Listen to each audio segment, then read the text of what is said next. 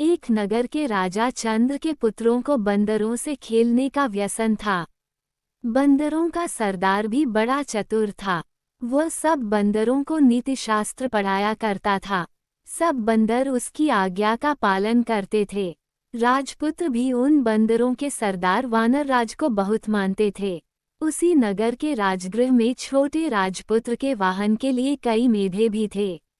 उनमें से एक मेढा बहुत लोभी था। वह जब जी चाहे तब रसोई में घुसकर सब कुछ खा लेता था। रसोई उसे लकड़ी से मारकर बाहर निकाल देते थे। वानर राज ने जब ये कलह देखा तो वह चिंतित हो गया। उसने सोचा, ये कलह किसी दिन सारे बंदर समाज के नाश का कारण हो जाएगा। कारण ये कि जिस दिन कोई नौकर इस मेढे को जलती लकड़ी से मारेगा, उसी दिन यह मेढा घुड़साल में घुसकर आग लगा देगा। इससे कई घोड़े जल जाएंगे। जलन के घावों को भरने के लिए बंदरों की चर्बी की मांग पैदा होगी। तब हम सब मारे जाएंगे। इतनी दूर की बात सोचने के बाद उसने बंदरों को सलाह दी कि वे अभी से राजगृह का त्याग कर दें। किंतु उस समय बंदरों ने उसकी बात को नहीं सुना। राजगृह में उन्हें मीठे मीठे फल मिलते थे। उन्हें छोड़कर वे कैसे जाते। उन्होंने वानर राज से कहा कि बुढ़ापे के कारण तुम्हारी बुद्धि मंद पड़ गई है। हम राजपुत्र के प्रेम व्यवहार और अमृत समान मीठे फलों को छोड़कर जंगल में नहीं जाएंगे।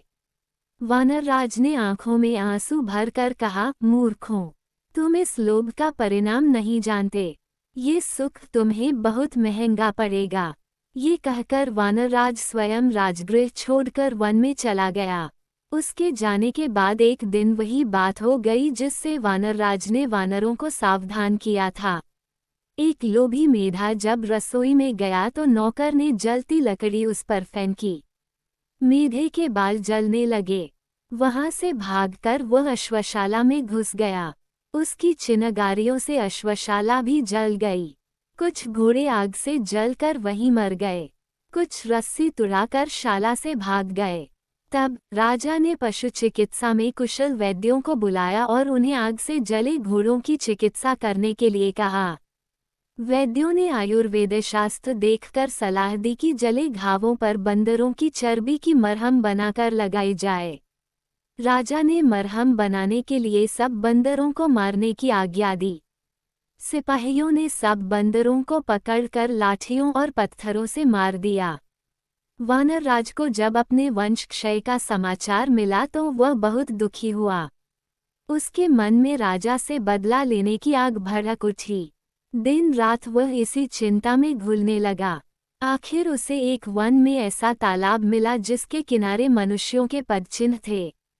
उन चिन्हों से मालूम होता था कि इस तालाब में जितने मनुष्य गए, सब मर गए, कोई वापस नहीं आया।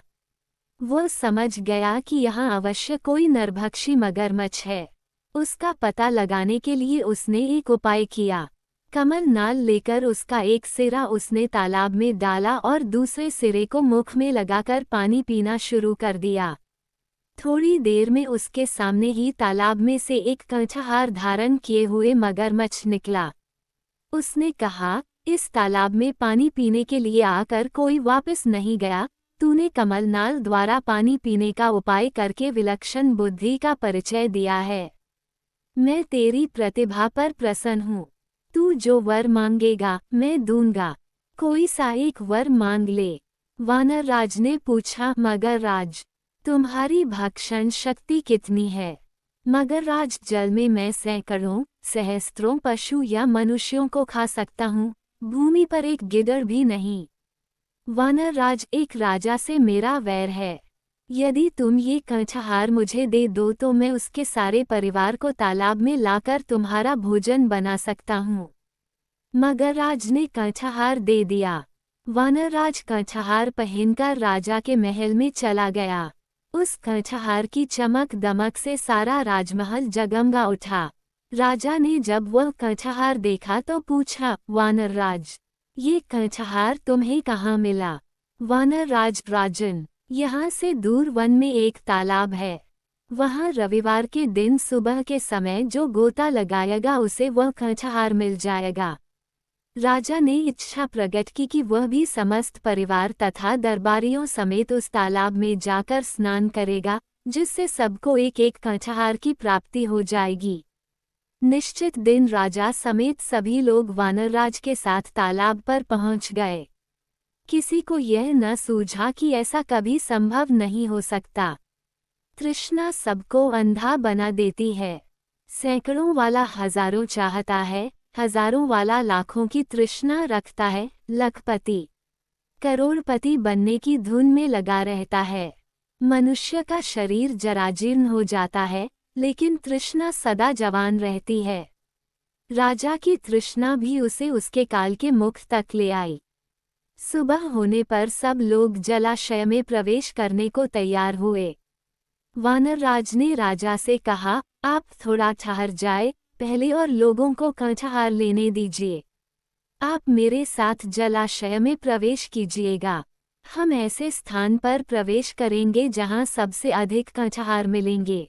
जितने लोग जलाशय में गए, सब डूब गए, कोई ऊपर न आया। उन्हें देरी होती देख राजा ने चिंतित होकर वानरराज की ओर देखा। वानरराज तुरंत वृक्ष की ऊंची शाखा पर चढ़कर बोला, महाराज, तुम्हारे सब बंधु बांधवों को जलाशय में बैठे राक्षस ने खा लिया है। तुमने मेरे कुल का नाश किया था, मैंने तुम्हारा कुल नष्ट कर दिया। मुझे बदला लेना था, ले लिया। जाओ, राजमहल को वापस चले जाओ। राजा क्रोध से पागल हो रहा था, किंतु अब कोई उपाय नहीं था।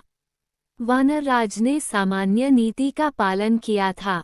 हिंसा का उत्तर प्रतिहिंसा से और दुष्टता का उत्तर दुष्टता से देना ही व्यावहारिक नीति है। राजा के वापस जाने के बाद मगरराज तालाब से निकला। उसने वानरराज की बुद्धिमत्ता की बहुत प्रशंसा की।